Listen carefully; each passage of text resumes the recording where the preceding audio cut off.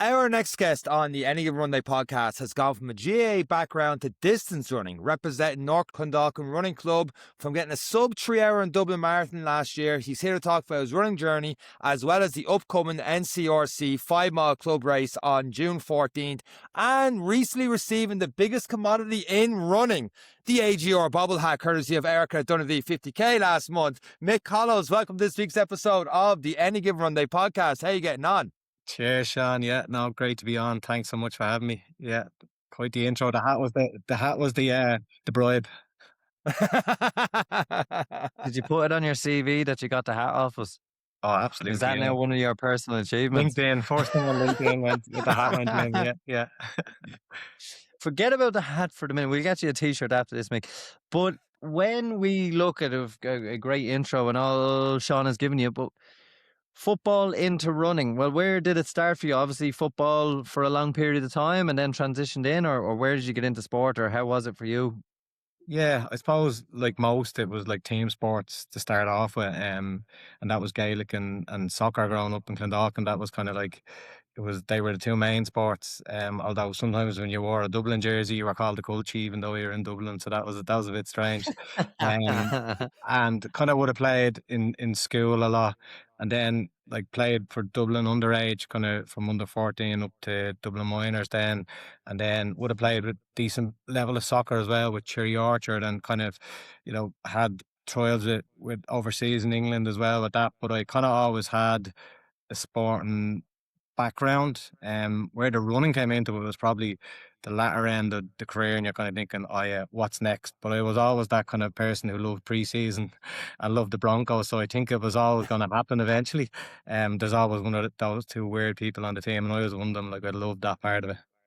Pre-season training, if I go back, well, I dreaded it, genuinely. The thoughts of shuttles, the thoughts of when you put the four cones around every corner of the pitch and was like, well, sprint one, jog three, sprint. Like, I actually remember them so vividly, and the vomiting that ensued usually afterwards. What was it? Obviously, you'd spent so long developing, you were playing at a high level, you obviously had good potential in your youth, and obviously an engine as well.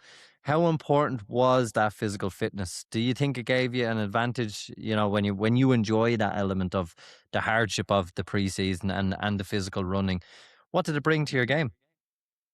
Yeah, like I think there's something in it. There's probably a few parts. Like the team dynamic can't be lost. Like, I was nearly gonna go and say you'd nearly have like a retired GAA players running club, because there's this big gap that's left, because you're nearly institutionalized. You're part of a dressing room and a bit of banter and all that kind of stuff. And then next thing, it's like you're just kind of out on your own, and you're kind of go, well, what's kind of next? I think what sports gives you is like a good grounding in how to like look after yourself, how to eat right, how to prep, and so on. But like, there's the whole other part of it where like that's all explosive stuff that you're used to doing, and you're like peaking for seasons. Where then you're kind of going and you're running this slower pace, and you're kind of going, everything's messed up in your head, and you're kind of questioning it. But I think it definitely gives you the foundation that's needed. It's not like you're going from scratch to a totally new sport. Everybody's like, you run in team sports, but it's probably the bit of the know-how then behind that, because you don't just go from a team sport then into like, running, but it definitely gives you the foundation for it, for a few reasons.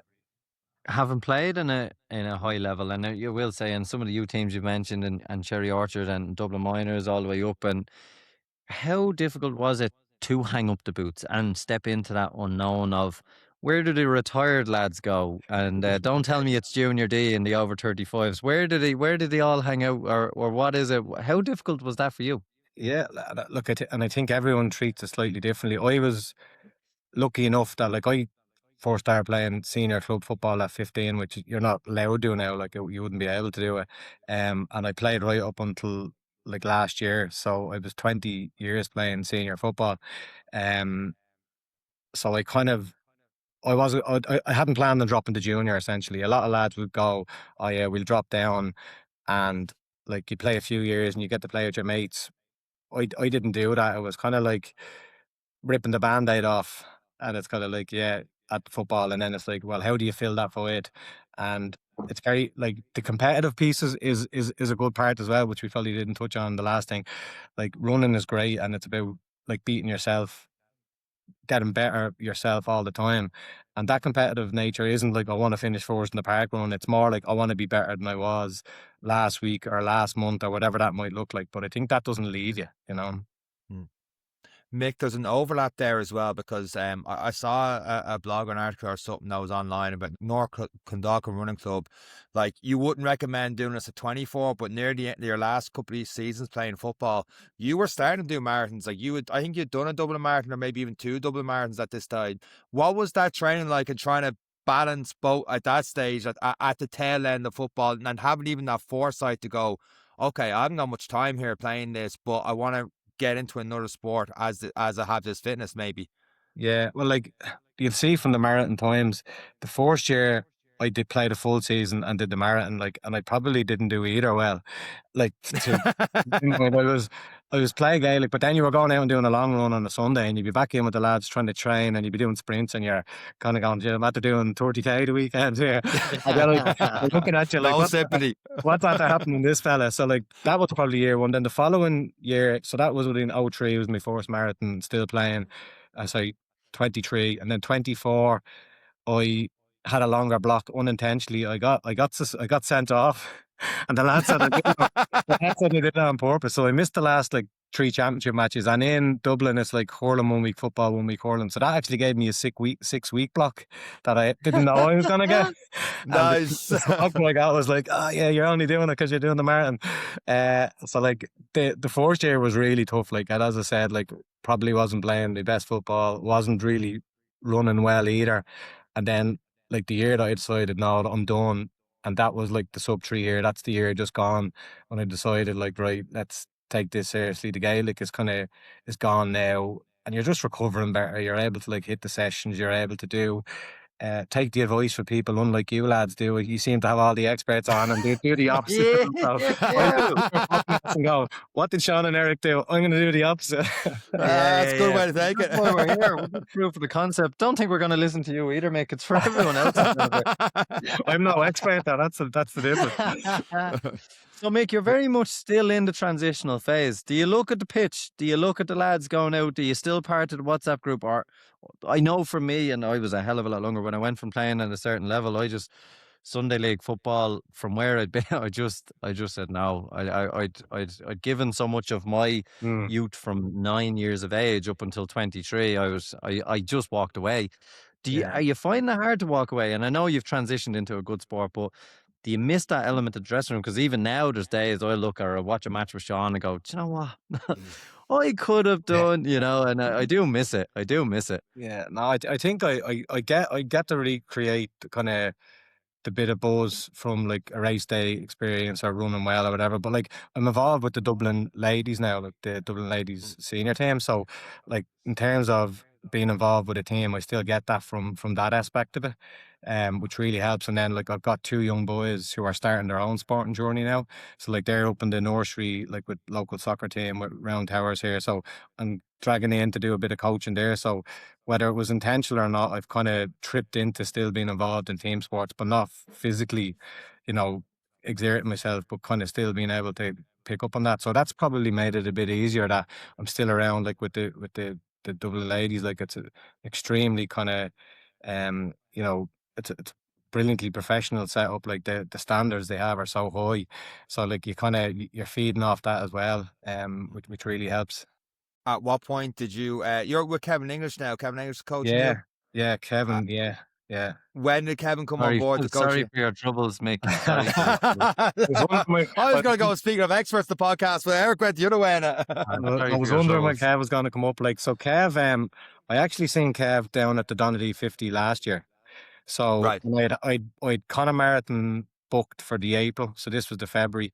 And like I ran okay. I think it was my first distance over a marathon. Ran just over the 4 hours, and was like, okay, good. And I remember I was messaging Kevin. I was kind of hemming and hawing about getting a running coach, and he kind of went onto the Strava and he goes, "You negative splitted Donaghy." Like he goes, "There's something there if you want to start taking it a bit more serious." He said that's a hard thing to do.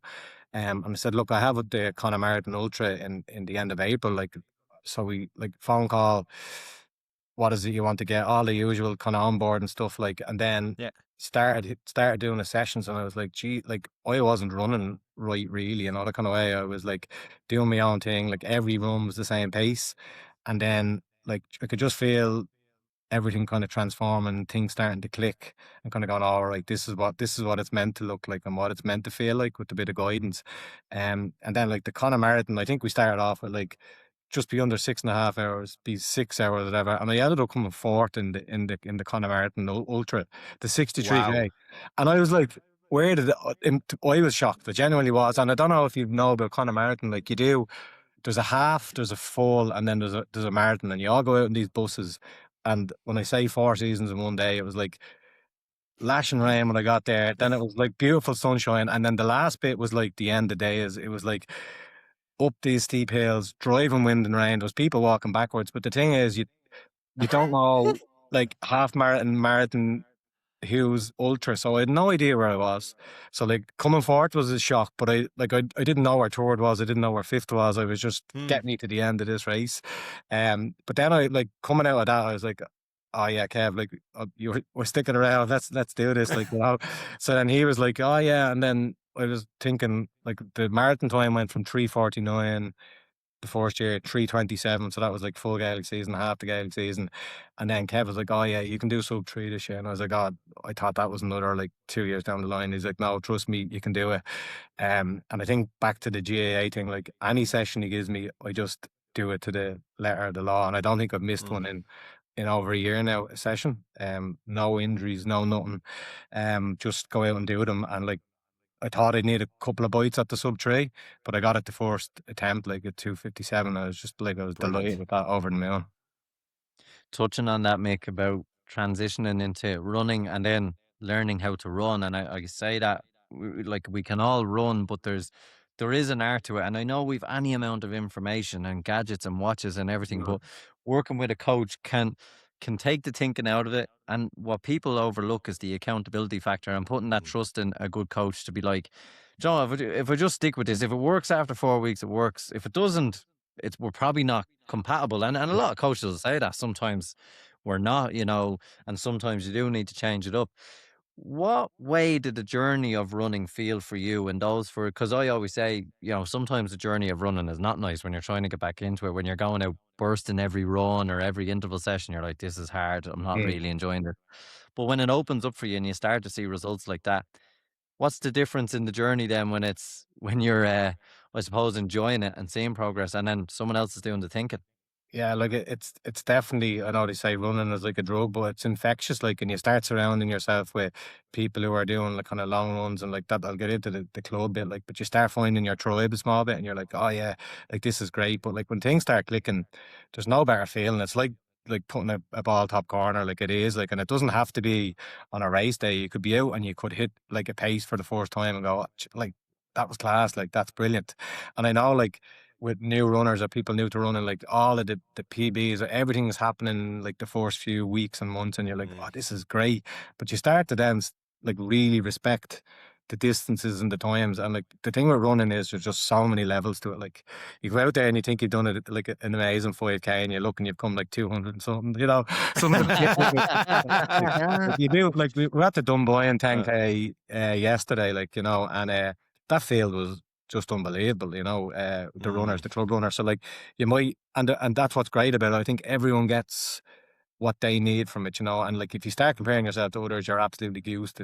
I know that saying, it's the thief of joy, but it is. But like my motto is like, right, this week ahead, how am I going to approach it? Right, here's my session, run it. And you need to find the joy in it. If you're going out the door and you're kind of going, oh, I have to do it 10K at this pace, whatever, like you have to frame it positively in your mind. I know we all have bad days, we've work, we've kids, we've all that. But like if you're not enjoying it, you kind of have to look inward again. You kind of go like, what am I getting from this? And you know, that might look different. That might say, right, grand, I'm gonna take a step down here, or go this way or whatever. But if you're going out the door and you're putting the runners on, like you're luckier than so many other people who can't do that. And I always just try and find like what's the simple joy in each kind of session, or even within a session. If I'm drifting a bit, or I'm not, I'm kind of going like, oh yeah, why are you here? What's the purpose? What are we going after today? You know. And I think that's how I kind of break it down. when you're doing your training, Mick, because you're after going from, Dublin a couple of years, getting that sub 3, but in between that going Connemara 63 kilometers, and then you talk about Dunboyne 10k. Like, what does get you out the door? Is there a certain distance where you're like, I really like to train for this distance race? Yeah, and I think I'm still kind of discovering that. Mostly getting out the door is just to get a bit of time away from the kids. But it's like Hopefully they're not listening to the I podcast. always like that. My wife did the marathon for the first time the year just gone, and I maintained she only did it because I was getting out for like 3 hours for the long run at the weekend. She was like, I want some of that alone time. But no, like the thing about running as well is like you can go down to the park run, which is amazing, and it's 5k, or there's some events in Ireland like the Connemara. Like I'm doing the 6 hour, the one in Leixlip, and those one. So now Oh, yeah. I'm doing that on the 11th of April, so I'm training for that at the moment. Like, so, like that's unique in itself. You've got a challenge there where you're on the track. I think one of you guys did it a few years ago. Like, it's unique in itself. Definitely So, wasn't me. That would be me, and I suffered. I know, that's a great one. Yeah, that was a fun day out. Yeah, so like that's next to the agenda, but like there's more. Then I'm doing Chicago this year as well. So like there's the marathon Nice. piece, but I do. There's something in me that kind of goes, oh yeah, like the Connemara a bit, like the longer stuff, the ultra stuff. Like there's lots more to come, but like I'm also mindful, like I've got a young family and a job and all that. Like, and I'm in that absolute admiration of some of the guests you had, and they're doing like 10 marathons in 10 days and all of this amazing stuff. And I'm kind of going, that is absolutely class. So I'd love to do it. But the reality of it when you're a dad and all, it's hard to like fit it all in. So, and again, back to the comparison piece. You just have to kind of go, right, well, what can I do in the time that I have, and what's the best that I can get out of myself, or where can I get to? Because if you start kind of looking around you, you're lost. Then you have to think about what motivates you or what distance you can get to. So that's kind of what's next for me. Short term is the 6 hour race, and then Chicago will be the main focus for the second half of the year. Now there is another option, Mick. You could just run faster and get more in. Says this lad. Yeah, look, if I was running as quick as Mick, I'd get so much more done. Mick, This is true. And I do say that, but you took to the field, and when I got to see you running, and in fairness, you were cruising in the 50k when I got to see you. When you see those guys coming around that, do you envisage going that little bit further? Because a lot of these guys would be in the 100k races, they'd be chasing bibs. The Anglo-Irish Plate only happened recently. I know time, and you've just alluded to it, not right now, but when you see these guys and you're building, and let's be honest, you're very new to it with a coach. Do you see that as being something that'll tickle your fancy in the 100k? Yeah, like I wouldn't say no. My wife might say different, but I wouldn't say no. But like, there's the other thing as well is like I'll be turning 40 this year. Like, so that's like there's the age category stuff, and there's masters, and like there's loads of great stuff. Like I've never done cross country because I wasn't brought up in athletics. So you're kind of going, oh, there's novices there, there's 40s there. There's so much in the sport now that like we didn't even know about these like 5, 6, 7 years ago. Like running and for the better has exploded, and it's way more accessible to everyone. So whether it's 100k or it's putting on cross country spikes for the first time, you could still find the same joy in that, or the same newness or whatever. And I think the important thing is like find something that kind of makes you want to get out the door. Like, and that, like, I'd love to do 100k or to start tackling bigger distances or higher terrain or whatever it is. But like it could be something as simple as the first shot across country.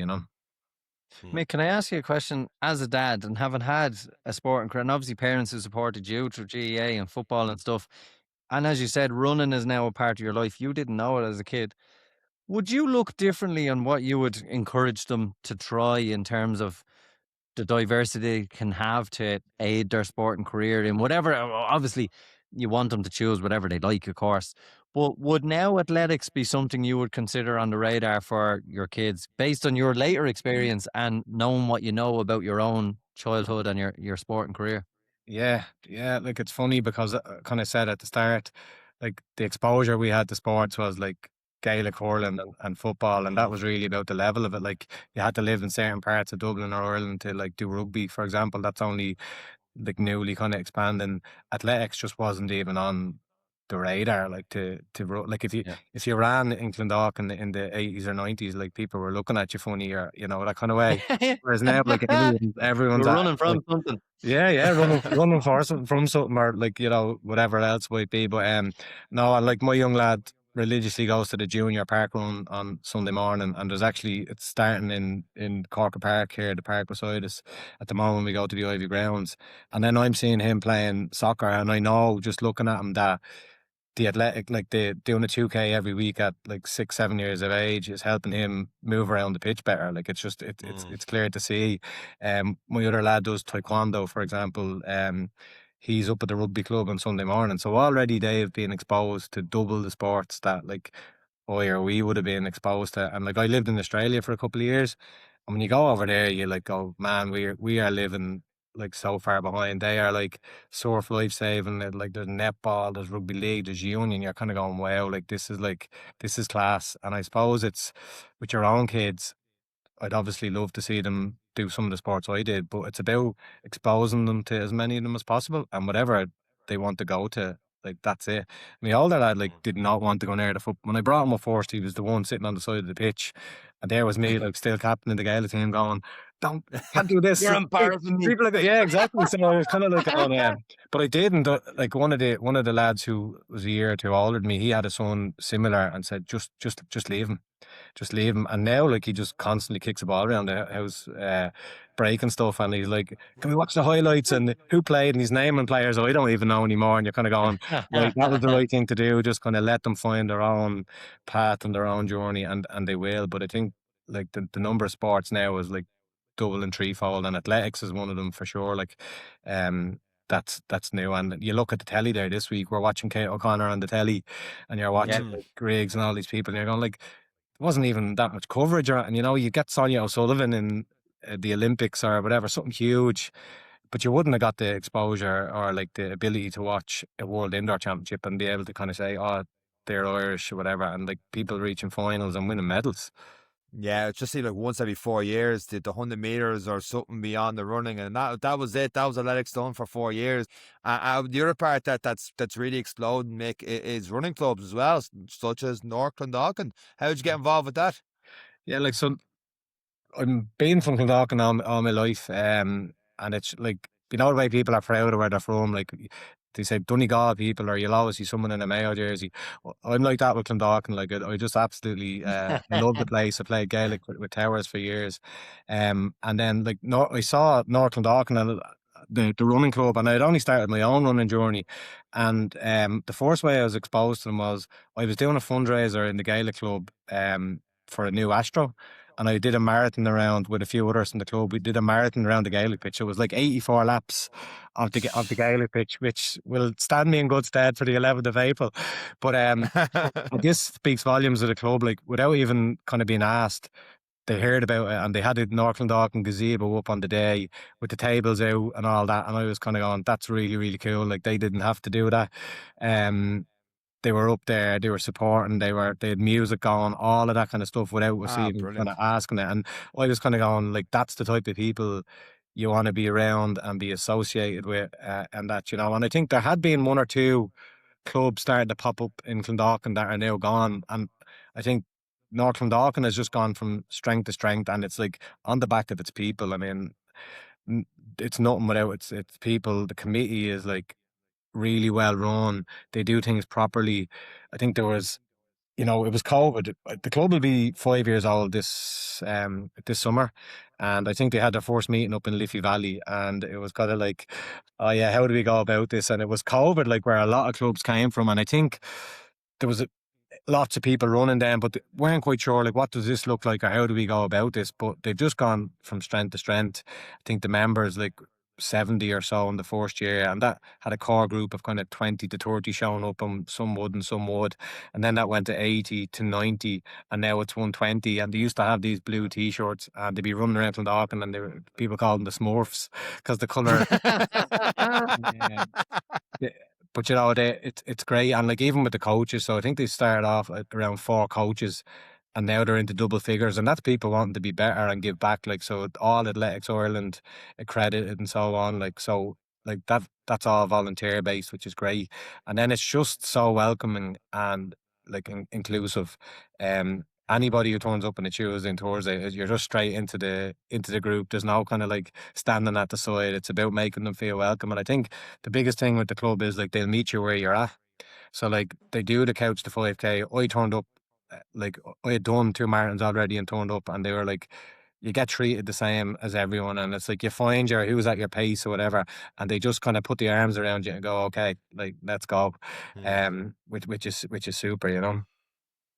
Has the club, and obviously I know you're still involved. I mean, you've touched on it with the ladies football and your own coaching of the kids, but being a part of that club, and you're competing against yourself, but you're still having that kind of, we're training for something as a group.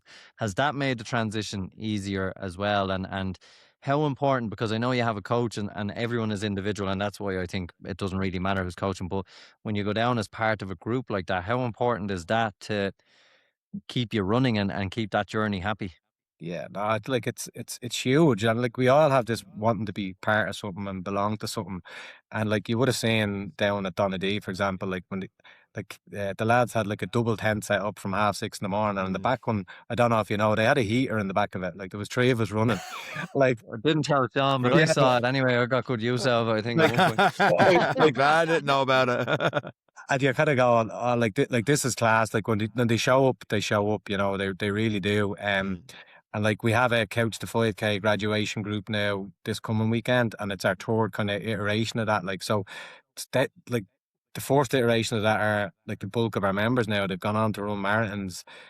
My younger brother is a coach, and he took a group of them last year, and now they're starting to do kind of long runs for the Dublin City Half. They call themselves the High Babies because they graduated out of junior babies. They're an absolute gas group. And, so like that's kind of like that's what it's about. It's about like getting people out who probably wouldn't normally run, getting them to build their own confidence, their own kind of resilience, all of those stuff. Like you don't know what someone that's come to that club training has gone through that day. But I just think the way everyone approaches it, and it's like the thing about meeting you where you're at is like it's so important because it's kind of like there's a group for everyone, and they just make you feel like you belong. And like there's a crew of them just went over to Malaga. They're just back from the Malaga half marathon. No different to like the crew that you had with Barcelona. I'd say they had the crack. A couple of them went to Rome, and when we normally go to a run like the Sheriff Street one that was on there, like there's like 10, 15, 20 of us going in as a group, and that makes you feel part of the team and really helps with that, like, you know, moving away from a team sport. So, you know, you feel like you're definitely part of something bigger, which is really cool. The mad thing is, like, even saying I went to Sheriff Street with, they have a running club as well. It must be the only sport we have in Ireland where like different clubs kind of interact together. Like you seen it at Donaghadee, like everyone's having the crack. Like even if we saw people, like Eric saw people at the table, didn't know from any given run day, giving them bobble hats or just giving them encouragement or whipping people with a hat really as well, shit like that he was doing. But all the different running clubs, the people were there really helping each other out, and like it's really class to see that there's no kind of, from what I've seen in the running community, probably people listening, there's this and this, but from what I've seen, there doesn't seem to be any sort of ego. It's like our club versus that club, or like if you see another club going to Malaga or whatever, like, that's really cool. Yeah, like you've hit the nail on the head there. I mean, we've done stuff with Waterstown Warriors or down the road. We've done like a joint park run day, and like you see, we've gone in force to like the Liberty stuff, the Inner City Running Club, Ballymun. Like, there's just a good kind of vibe to it, and I think it's quite unique there. Just that you've mentioned it. You know, if you go to another Gaelic club, like you're kind of looking at them and you're kind of going, "Oh yeah, I had a fight with him a few years ago," or you know, "Oh, we met him," or whatever. But that doesn't seem to exist now. Maybe at the sharper end of it, with like the elite, like the more elite clubs. I don't know. There might be something there, but definitely not like between, you know, the local clubs around here. It's kind of like, you know, we're all on the same journey. We're all trying to do the same thing. Everyone's trying to just move in the same direction. So like, there's nothing to be gained from any kind of competitiveness amongst yourselves. It's about kind of lifting each other up more than anything else. Yeah, and then some of the elites who've been on have actually said that they spend years disliking, I suppose, to put it mildly, their fellow competitors, because they'd go to bed thinking about I have to beat. He's out try, and no different to when and any other sport, when you're competing at that level, you have to beat the people around you, and you have to know about them. You have to think about it all the time. But even they say as they reach the kind of latter years when it becomes to, I suppose, move from middle distance or shorter distance into longer distance, they kind of go, do you know what? They weren't actually that bad of a person or an individual, you know, it was actually, and they also say like without them, they wouldn't be who they were, you know, and that's, I suppose, the beauty of even the elite end of it is you need those other people to sharpen you, to keep you training, to keep you focused and keep that competitive edge. Mm-hmm. Yeah. One of as we talked there about different clubs and different supporting each other's races. One of them you got coming up now. This 5 mile route coming up the NCRC on June 14th. Is this the first year it's running, second year it's running? How did that race come about? Yeah, so we would have had a club race. Like last year, we did a 5K, a 10K, and a half marathon. And the year before, we would have done a 10K. And it kind of started off, there was colour runs, you know, more community based. But kind of as we've evolved, haven't moved away from that community based aspect, and they still do lots of stuff like that. But it's kind of like, okay, well, what can we do? What distance can we do, or where can we do it that like we'd be kind of known for? I mean, you kind of there's some clubs that are synonymous with races and distances and so on, and you're kind of going, well, what can we do? And I don't know if you remember, or you probably do. The 5 mile used to be the opening of the Dublin race series. So there Yeah. used to be the Dublin Cork 5 mile, then it was the Fingal 10K, then the Frank Duffy, and then the half. So we've actually taken the same time frame. So it was always kind of early June, and it's the exact same route. So if anyone's done the race series 5 mile before, it's the same. So like we're kind of just encouraging people who are probably starting their marathon block, who want to use it as part of a kind of longer run if they're further down the journey. But like it'll be nice, friendly, kind of welcomed atmosphere. It's all closed off, so you're not out running on roads. It'll be well Brilliant. signposted. All the permits are approved, all the kind of good stuff. So like we're really looking forward to it in the club to kind of showcase what we're about and what the area is about. Like in Corker Park is like I am biased, but it's a class place to run. Like there's lots of kind of fishing lakes, and you know it's just really lovely, and there's views of the Dublin Mountain. We're kind of spoiled in Clondalkin in that way. Like we've got the canal out towards Hazelhatch. And then you've got Slade Valley and the Dublin Mountains just up the road. But the Corker Park definitely kind of holds a kind of a special place for people from the area. So I think it's cool that we've gone in and done that. Like that race used to be like it was a top class race. I think Hugh Armstrong won it the last year of it. I think he won all the race series that year. But so we've just kind of said, yeah, like why change something that's worked in the past? So the route is there. The you know the logistics are all there because we know it's been held before. So that's kind of why we went for it and picked just the one distance this time rather than kind of do a couple of distances at once. And like the 5 mile is a lovely distance, I think, especially because like it's if you're further down the line, you can kind of really go after a time. But if you're only starting out and you've got the park run level, it's kind of like it's the next gap then, isn't it? It's the next stage, it's 8K. Or if you're Eric, you might do a 2.7K based on the Barcelona. Yeah. I was actually just thinking, I was hoping you were going to say a 19.7K half marathon.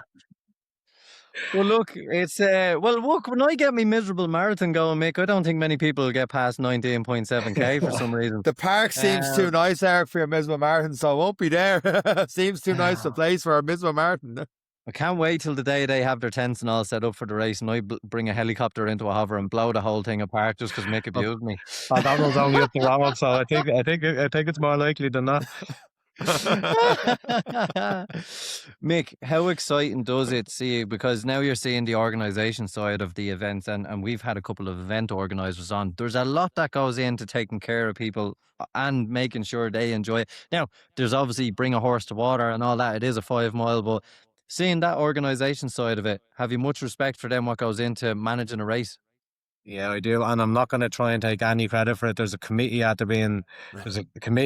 stood up, and like they're brilliant, and like they will look after everything to the letter of the law. Like in the WhatsApp group there, and you can see like they're all over everything. Like, but it doesn't just happen, you know. There's the right from the kind of the pyramids piece, the planning piece, to like they spent ages even designing the medal, for example. Like the medals are class. They kind of have imagery from Corker Park and so on, and then all the logistics, stewards, marshals, barriers, timing, your water and bananas or whatever it might be at the end. Like there's just so much goes into it. Like, and you definitely have a huge respect for anyone who puts the hand up to do it. But like the stuff that you wouldn't even think of, and you're kind of going, oh yeah, yeah. It's probably just when it doesn't happen that you kind of go, oh yeah, where was that, or where was this? But yeah, like the guys on the committee there are all over it, and you know they're gonna put on a really really good day. I know that for sure. You don't really know how well a job is done until you see it done really bad at a race. Like, oh shit! But hearing a few race directs and stuff we've had the podcast before, any notion or idea I've had before of doing something like that is completely gone. It shocked Eric so much there. I think he's frozen. Yeah, no, he's frozen. He's definitely gone there. Yeah. Switching gears slightly on this one because you've done loads of different things. I saw before fundraising. You climbed Kilimanjaro before, didn't you? Yeah, just that was the feels like a lifetime ago, but yeah, I did that for the Irish Cancer Society. Right. I don't even know how long ago it was now. It feels like a lifetime ago. It was pre-kids anyway, but that was class. It really was. It was like such a cool experience. Does that open the door then a little bit? I know it's a different kind of adventure and long kind of thing already, but would something like that play with your mind to go, okay, looking towards, you're back towards your long distance and stuff, your 100Ks and all the rest, having experienced something like that, would you still kind of chase that kind of journey with longer runs, or are they completely different? No, like I'm a real I get slagged, like I get called the German because when I plan something, like there's a spreadsheet and there's everything is down to the day, which is probably like some of the longer stuff is I love it because I get me a nutrition dialed in and all that. So I probably learned a few bits about planning during that more so, and Mm, what to bring and what to have and what not. And that's probably the piece that's translated. The physical task of walking up Kilimanjaro wasn't crazy. It was brilliant. Now the group I was with were really really cool. And it was great to like raise money for the Irish Cancer Society, and that was deadly. But it's probably the planning thing I took most from it. right. Yeah, and like I've kind of translated that over a bit. Like so, stuff like nutrition, pace, and strategies. I kind of love all that. Like I love that side of running and exercise as well. And with all that now, so you've obviously got you've got Chicago coming up, you've got this coming up in June 14th. Any other races coming up soon, Mick, or is there anything that you've done that, for example, you say you listen to different podcasts and different run clubs? Is there any of these events you've been to? You're like, you know what? Apart from your own, is there events out there like, you know what, more people should be going to these kind of events that really took your fancy? Yeah, like I did the run the line earlier in the year as well, and a lot of us from the club went up. So like I think the trail running piece is another like really exciting bit that I'd love to get into. And like I'm starting to look at kind of the IMRA stuff, and like that looks like really really cool as well. And you know you get notions, then you start reading books about these different things, and you're gonna go, oh, that looks class. But like I think. But even for training, like I'd head up to the Slade Valley there, like, and I do a bit of training up there because it's just one, it's good for the head to be out in nature, but two, it like just recruits different muscles and you're going up and down hills and so on. So probably into the trail or IMRA stuff like is really cool. Mm. And that run the line was deadly. Now I don't think the Art O'Neill is on the cards for me after hearing your experience. Senior times make you be a lot better than I would, and I think you take to a lot better than I would. Yeah, that uh, looks class. Again, something like that would be exciting because there's the planning element of it as well, and there's the strategy side of it, and you know the bit of navigation and so on. So like that would be cool. But like even to be honest, I'm just the 6 hour race in itself is going to be like getting the nutrition right for that, and the pacing strategy right. So like I mean, speed means nothing on a 6 hour race. It's about not going too early or blowing up, and eating when you should, and like should you have the mix of solid food and gels and all that. So all of that kind of comes into play and for that. So yeah, that's kind of what I'm looking forward to. I've kind of done a good bit of early racing this year because like I did the Tala 5K on Paddy's Day, really really cool oh, event. And what brilliant. was great about that one was they had an 800 meter, 1200 meter, and I think a 1600 meter for like under 10s, under 12. Oh, So my class. young lad did his first race there. So I got to see him do that on the track, and he got a medal and he got to feel the buzz. And then like Oh, I very went good. off and did the 5K, like, and then we were like at the end got a picture with when you're kind of going like that's a deadly like kind of not full circle, but it's kind of great to see him dip his toe in and that. Like so I think something like that is really cool to have the juvenile races on the same day as as the adult races, you know, Mm. and that's something that like a hat tip to Tala, because it was done really, really well, and they made them feel special. I went over to right before the race started, and I was like, "You all right?" And one of the guys who had just met him was like, knew my son's name, like, and he's like, "Oh, he's grand," or whatever. And I was like, "That's like, you know, that's really, really cool." And like he's been talking about it ever since he got to run on this running track. So like the likes of Deadly. that just makes you smile and go, "That's class." Brilliant. I suppose the lack of realization as well, because they have a medal and you have a medal, and distance doesn't really matter. So they're like, yeah, well, we're both the same now, and the talking points are different then for a few weeks after.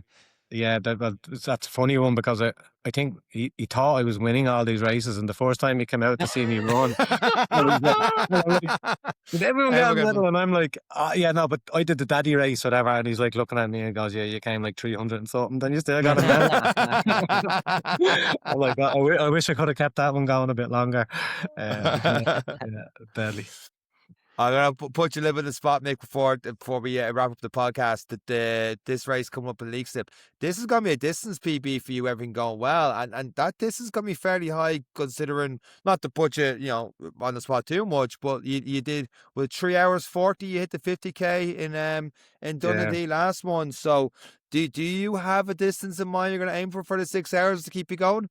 Yeah, no, I have to have a chat with Kevin on this and planning and I'd never not have a kind of a target in me in my head, but like you're doing the maths on it, and you're kind of going.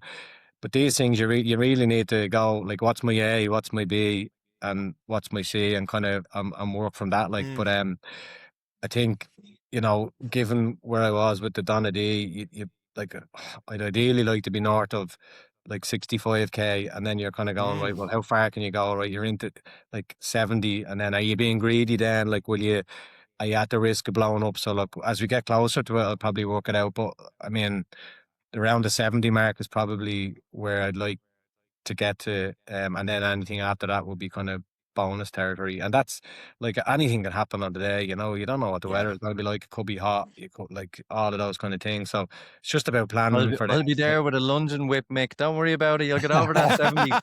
Yeah. What I do know is there'll be a few from the club there again, like, and like the last day at Donadea, like one of them had the nutrition kind of knew, give him a gel or water. Like every one of us that were there had someone doing that.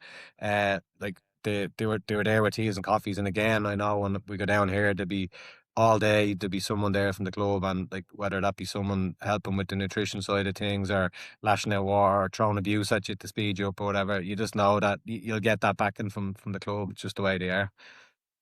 It was one of those races last year. One of the few that when I saw, like, they put up pictures of 12-hour winners and the 24-hour winners and the marathons and then like records and stuff like that.